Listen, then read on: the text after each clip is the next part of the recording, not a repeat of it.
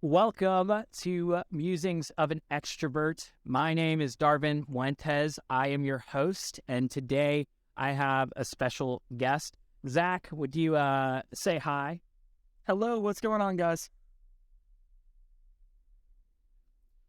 Zach is a really, really cool guy. He lives out in Pennsylvania. He is a real estate agent, and we're going to talk about real estate today. But before we do, please like, subscribe, go ahead and hit that bell. That way you can get notified every single time we drop an episode. And please go and check out our Patreon. If you'd like to support the podcast, please go ahead. For $5 a month, you can help us grow. And eventually down the road, I'll be getting some merch up there that you can, it could be a part of the subscription. So please go ahead, like, subscribe, and visit that Patreon. So without further ado, let's go ahead and let's introduce Zach. So I know Zach from way back. We met each other a little while ago, probably at least 10 years ago now, right? I was thinking probably somewhere in the neighborhood of like 8 to 10 somewhere. We're getting old. That's all I know. Yeah. So Zach is married to a girl of a friend of mine from our childhood, and they had come to our youth group, and I got to know them that way. So Zach has his own YouTube channel. Zach, would you tell everyone what your YouTube channel's name is?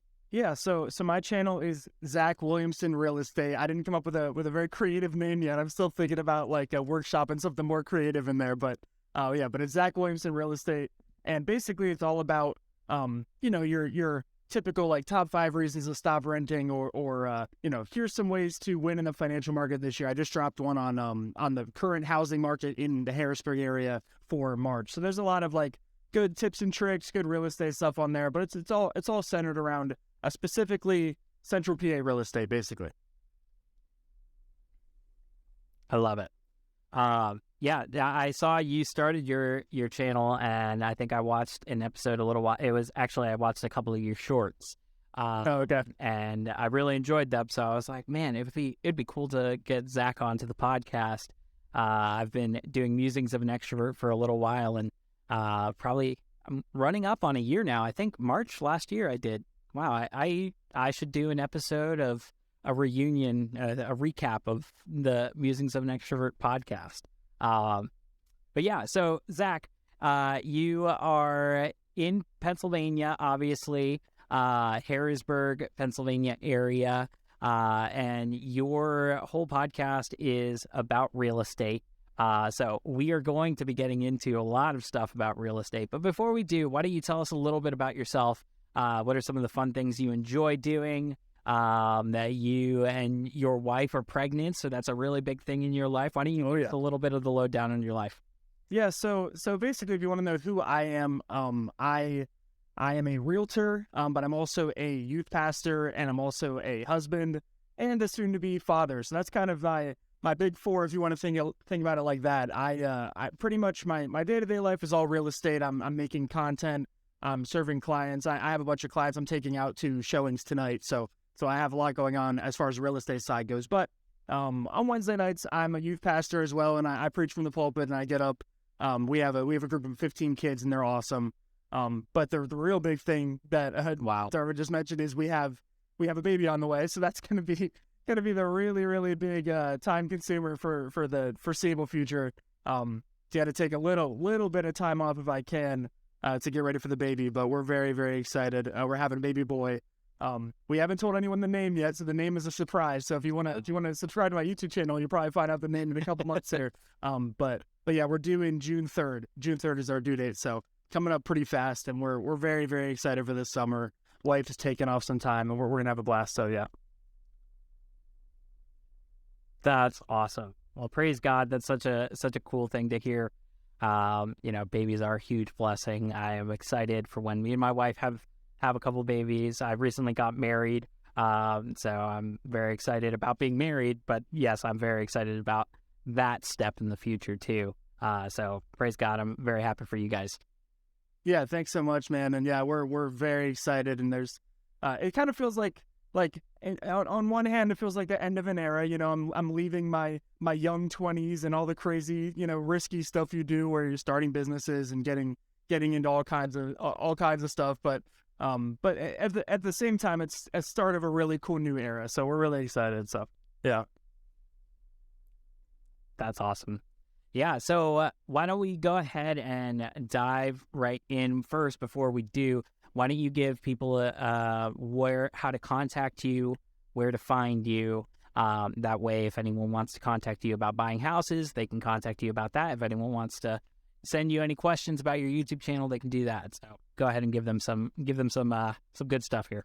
Okay, yeah, for sure. So my go-to contact, my number is 717-398-7885. And if you guys want to call me, if you're in the Central PA area, and if you learn anything good on this podcast and you want to talk to me, you can call me that way. Also, Zach Williamson Real Estate at gmail.com is my email. And then you can find me all over social. If you look up Zach Williamson, you'll find me on Facebook, Instagram. And again, Zach Williamson Real Estate is the YouTube channel. So you can contact me in a variety of ways. I got a lot of stuff out there. So I love it. So let's go ahead and jump right into the real estate market in Pennsylvania. So I am a personal finance junkie, okay. but I am not a real estate expert by any means. I do love real estate and I love the market and I know a lot about it, but you today are the expert for my audience. So I will ask you some of these questions and you are educating not only me, but also the others. So I'm excited to hear about how things are going in Harrisburg. So the market in Pennsylvania, and you are specifically in Harrisburg. What is the market like right now? I mean, we just went through a pandemic where everything was crazy, and the actual real estate market was no different. It was crazy too. So what have you seen in these last couple months in Pennsylvania, specifically in Harrisburg? Yeah, I'm glad you mentioned personal finance. I'm a huge personal finance nerd too. Actually, I don't know if you saw this video, but I met Dave Ramsey last year. That was a big moment for me. Was I got to meet Dave Ramsey face to face. That was really, really cool. But anyway, so we can nerd out about personal finance all day if you want to. That's great. But yeah. So as far as the real estate side goes, I would just say that it's very crazy. It is ever changing. Basically, if you want kind of the last 6 months scoop, we were slowly but surely, demand was slowly but surely coming back down. We had raised interest rates for a while, so we went from 3% interest rates all the way up to about 7 for a while, and now we were coming back down to earth a little bit towards 6. But then recently a new jobs report came out, and after that jobs report came out, the government, for whatever reason, was saying, hey, people have a lot of money and they're able to buy houses, and so demand has kind of crept back up, and interest rates went back up, and now we're in a, you could say it's pretty similar to 2021 as far as hyper competitive state of real estate out here in Central PA. So yeah, things are getting a little bit more competitive. We kind of went down a little bit and then a little bit back up recently. Is kind of how you can think about it. So yeah. Gotcha.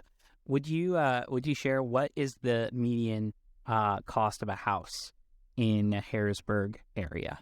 Yeah, so I went over this on my YouTube channel too, if you guys want to go check out the most recent stuff that I put out. But basically, we were hovering in Dauphin County specifically in the area that I mostly service. We were at about 200,000, and we crept back up to 215, and now we're all the way up to 230. So appreciation is growing, and that can change month to month based on if one $3 million house sells in the area, that can drastically change the median price, if that makes sense. So that's totally possible. I didn't look into the specifics of what markets are really booming and what aren't, but yeah, the median price has been slowly creeping up and up and up over the last few years. As anyone could have guessed, appreciation has not really slowed. We've seen a little bit of a dip, but then we kind of went back up again. So so appreciation is still rock solid strong, and we don't really have an end in sight yet. Wow. Yeah, so in a typical week, I mean, during the pandemic and during later on during the pandemic in probably 2021 and late 21, early 22. I mean, you couldn't go out to a house that you just saw that morning on Zillow and visit it and purchase it because it already had like 30 offers before you even got to it, and you might have been 15 minutes away. Like, yep.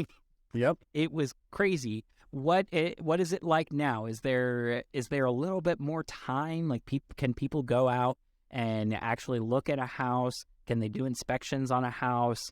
Can they not have to sacrifice a million different things just to get into a building?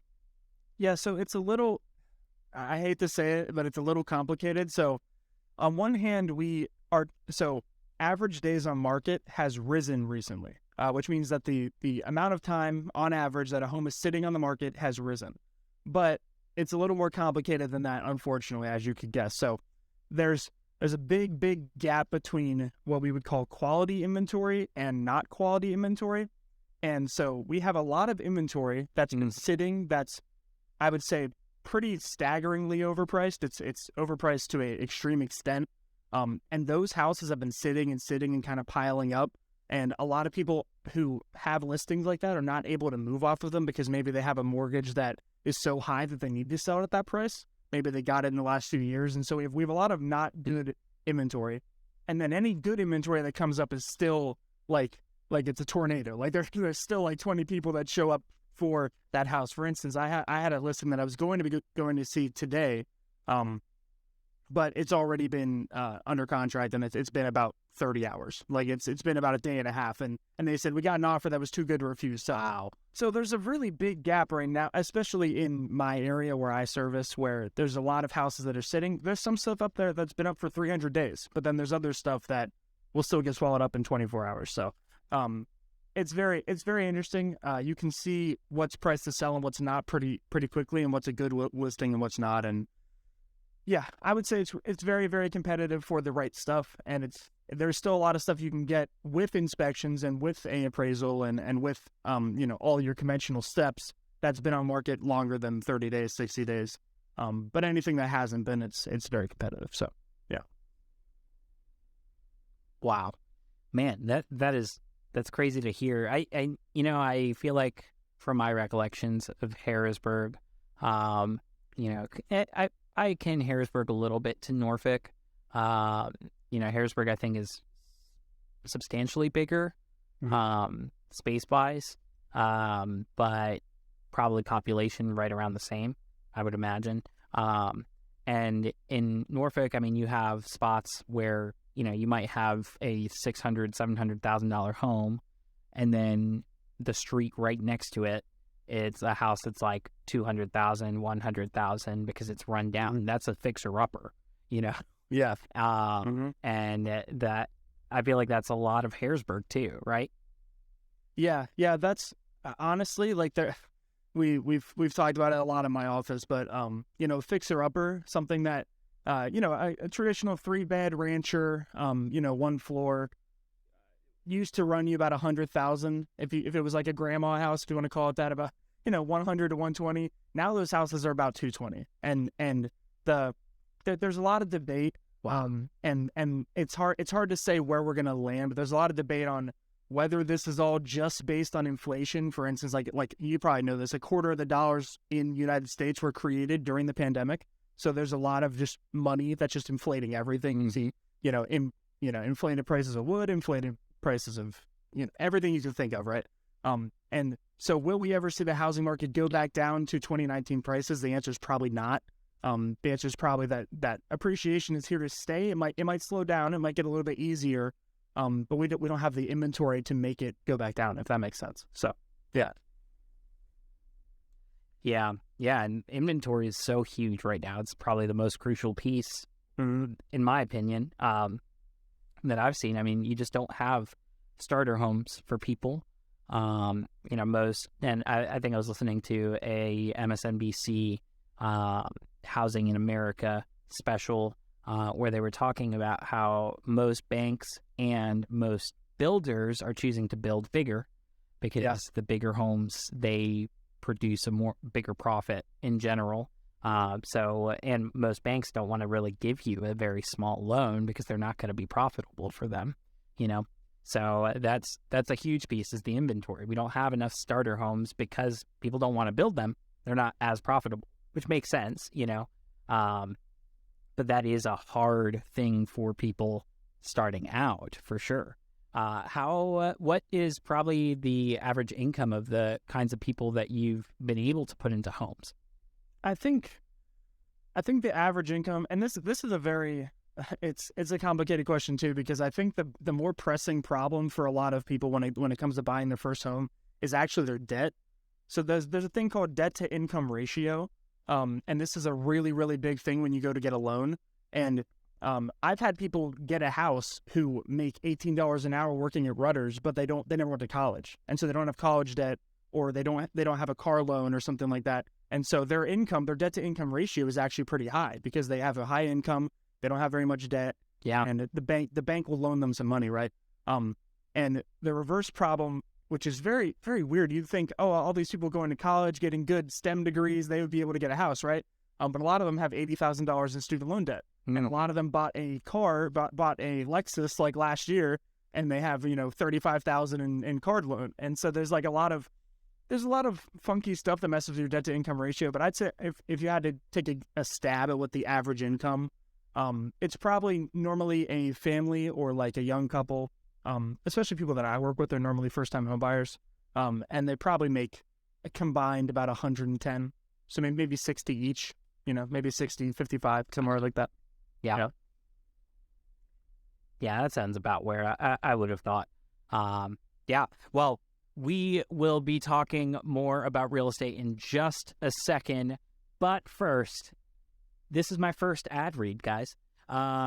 So if you are a business out there, you are a gladiator in the marketplace, you have done all the work up until this very point to try to get your business off the ground. You have gone out, bought something at a lower price, and you sold it at a higher price.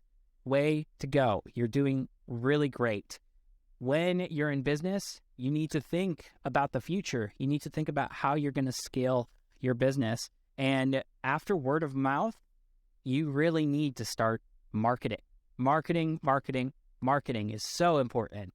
My company, Fuentes & Co., is an advertising agency. I have experience both getting radio, TV, billboards out there, as well as I specialize in Google and Bing and Facebook and all of those digital ads that you see all over the place. So if you would like to get advertising going, please go ahead and reach out to www.fuentesco.com/contact-us. And I'd love to talk about your marketing. So way to go up until this point, but let's work together and let's get you even further. That said, Zach, let's go ahead and keep talking about the housing market, but let's shift a little bit over into real estate in America. So you're a real estate agent in Pennsylvania. So I don't expect you to know all of the details of everything in America, but you are still the real estate expert here. So I'll just ask some of these questions and you go ahead and just let us know what you know about all of this. So 2020 through 2022 was a crazy time in the housing market. People who owned homes in this time frame often were able to sell it off at a profit of 25, 50, even 100% more of what they purchased it for, which is wild, crazy. It is crazy. People were buying their homes without inspections. Sellers got exactly what they wanted, and buyers were at probably one of the biggest disadvantages, at least in my lifetime. What is your read on the next 2 years of the housing market? Where are we? Yeah, so I guess so you're right, and a lot of people profited a ton of money. For instance, if you owned a house pre-2018, you were sitting real pretty right now. And really anybody who owned property before then is very happy with the last 2 years because everything skyrocketed, and you probably refinanced into a better loan where you got that better percentage, like that 2 or 3% interest rate. And so that's why a lot of people aren't selling right now. I would say my read on the market for the next 2 years is something's got to give with inventory. I don't know what it's going to be completely honest with you. but something's going to have to give. Either there's going to have to be, there's a lot of debate on foreclosures, but the problem is there's not that many people that weren't paying their mortgage during the pandemic. A lot of people that had mortgages already paid them. There's like a very small percentage of people that would get foreclosed on. It wouldn't bring enough inventory to the market, in my opinion, to really fix the problem. And then the other thing is builders. There should be a lot more building going on, but it's not economically smart. So I don't know at what point either builders are going to have to find a new building solution, or prices for building materials are going to have to come down, or the government's going to have to incentivize building in some fashion, either some crediting or something, because this isn't good for the overall market. And there's going to be a lot of debate between homeowners on like, hey, I don't want you to build more houses because then that's going to mean the price of mine goes down. So there's a whole bunch of economic incentives that are all over the place right now. I think the truth is something's going to have to give as far as inventory is concerned. So if you don't know much about the housing market inventory right now nationwide, basically we track it on a months of inventory status. So a good market would have somewhere between like 6 to 8 months of inventory, which means that if nothing else got brought onto the market, we'd have 6 to 8 months of houses before we run out. Right now, we've had, over the last couple of years, about 1 to 2 months of inventory. So we're talking very, very, like under 1,000 homes in some big areas. It's pretty insane. So we're at about a third or maybe a quarter of the amount of houses that we should have and we used to have in 2018, 2019, 2017 for a healthy moving housing market that appreciates about 5 to 10% every year. That's kind of what we were used to, and I don't know what brings us back there. That's the question. But yeah.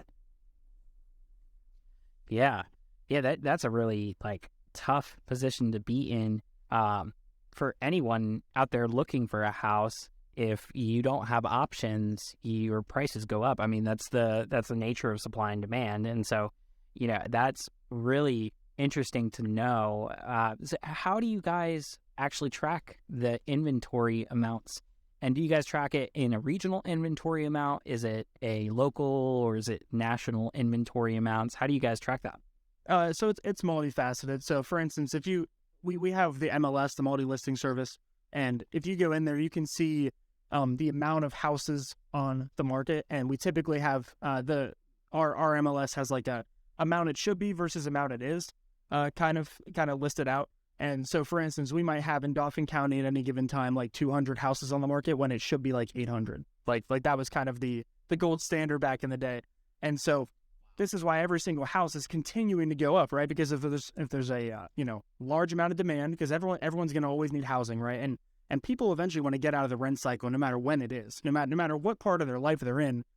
It's always financially beneficial long term to buy a house, no matter what market you bought it. Even if you bought it pre-housing market crash, right before the crash, you still came out ahead 5 years later. So there's always an economic incentive to do it, and so there's always going to be demand for housing, but supply of housing is our huge problem. So yeah,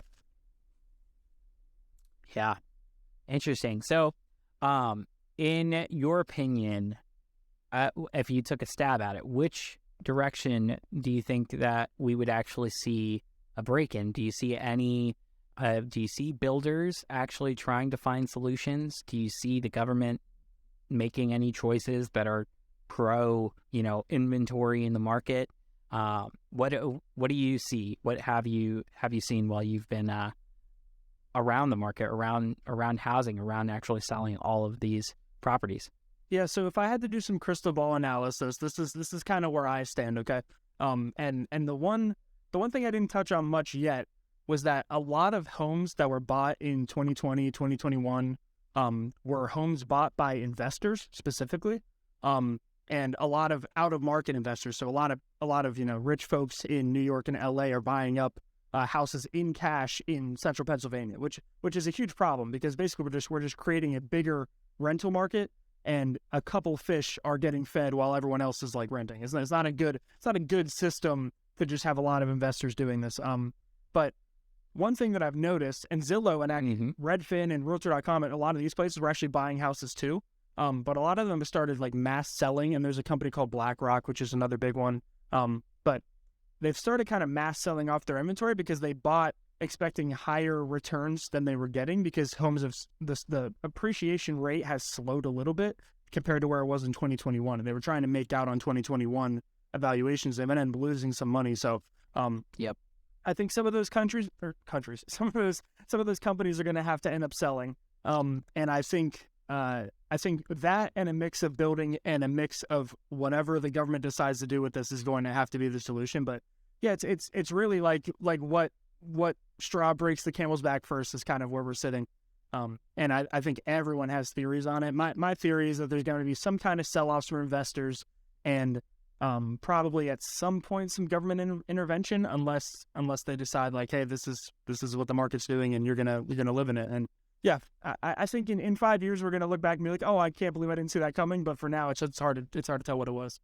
So yeah. I hear that. This is probably not a very popular opinion about the housing market, what I'm about to share. So I have never been the biggest fan of the idea of treating real estate as investments, just because of that fact that, and don't get me wrong, I am probably, as Dave Ramsey would say, a capitalist pig, but I like the idea of profiting, but I also have, there's the other side of me that's like, I'm in a position where we can't afford to just go out and buy a house, and we can't afford to just sit and, save for 10 years to be able to purchase a house outright, and so there's certain systems in place. I don't want to call them systems. I think that word really does kind of get thrown around a lot.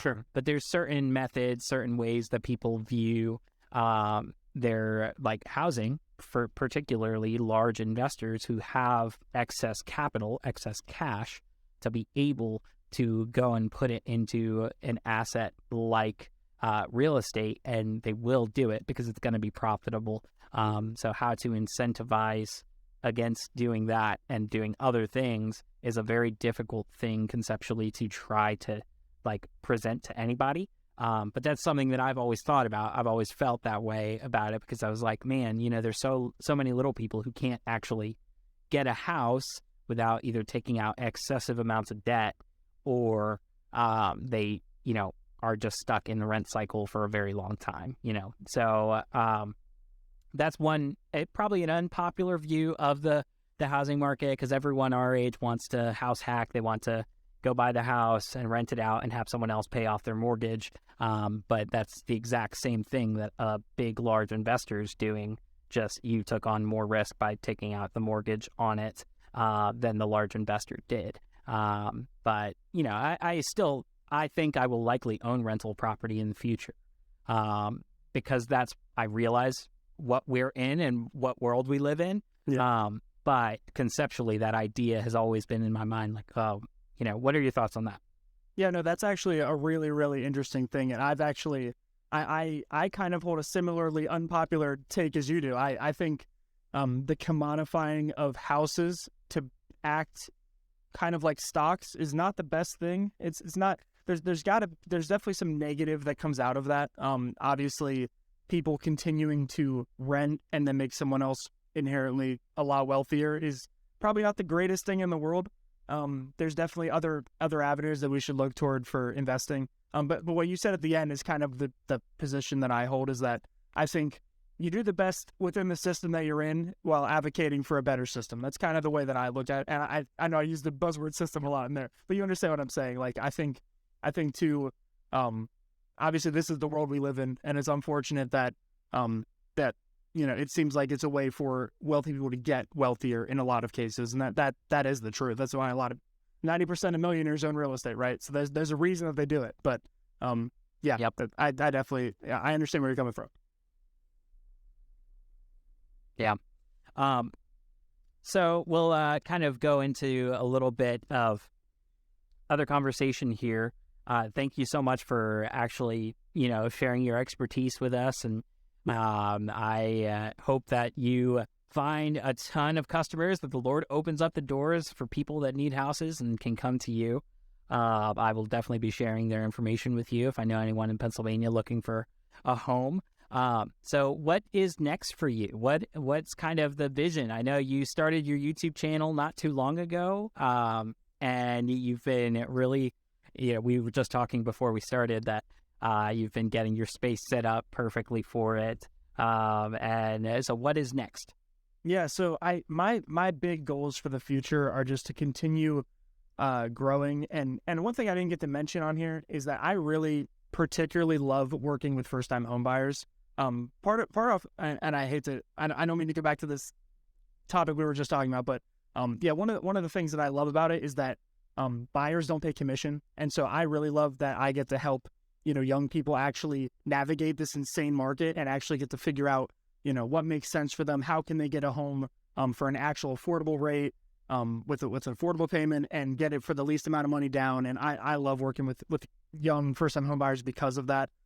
So what's next for me? I want to continue sharing that message. I love what I do. This is genuinely my passion. I was in a really, not to overshare, but I was in a really rough spot a couple years ago before I got into real estate where I didn't know what I was going to do with my life. I didn't know where I was going to be. I got a business management degree from SHIP, and I decided that I really didn't want to do the corporate world, and I really wanted to do something more independent where I could be creative. And this is why I do this stuff. This is why I set up my room the way that I did. This is why I set up a mic in here and share the knowledge that I do have. This is why I go on camera and everything. I really, really love doing real estate. I love content creation, and I'm really excited to be a dad. So that's all the next stuff for me. So yeah.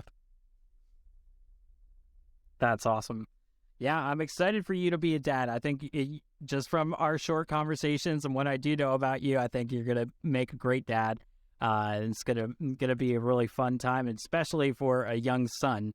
That'll be really cool. Yeah. So what is something you are looking forward to in fatherhood? Oh man, in fatherhood, I'm already joking with Alyssa, my wife, all the time about like I'm so excited to take him to Hershey Bears games. I'm so excited to take him to the park and like walk around, and like we have this really cool lake by us called Laurel Lake. I'm really excited to take him there because me and my wife would go there and just go on walks and talk about being parents someday and talk about our future and stuff. And now we're going to have him there. It's going to be awesome. So I'm just all of that little stuff where you get to just bond with the little guy and take him out and do father-son stuff. I'm very, very excited for. So I think I'm going to spoil him. He already has some Jordan, Air Jordan onesies and all that kind of stuff. So he's already spoiled. He's already got a Dolphins jersey and everything. So he's ready. He's ready for the world.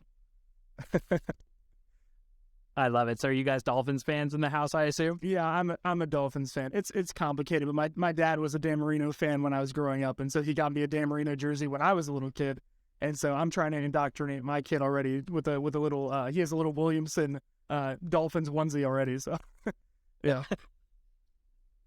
I love it. I'm in the future I'm gonna get my sons, each of them, they're all gonna have a tiny little Jeter jersey. That's for them. Even though he doesn't play anymore, he's the greatest of all time in my Oh yes, he's the GOAT. That's awesome. Well, what's one piece of advice that you would give to someone looking to buy a house right now?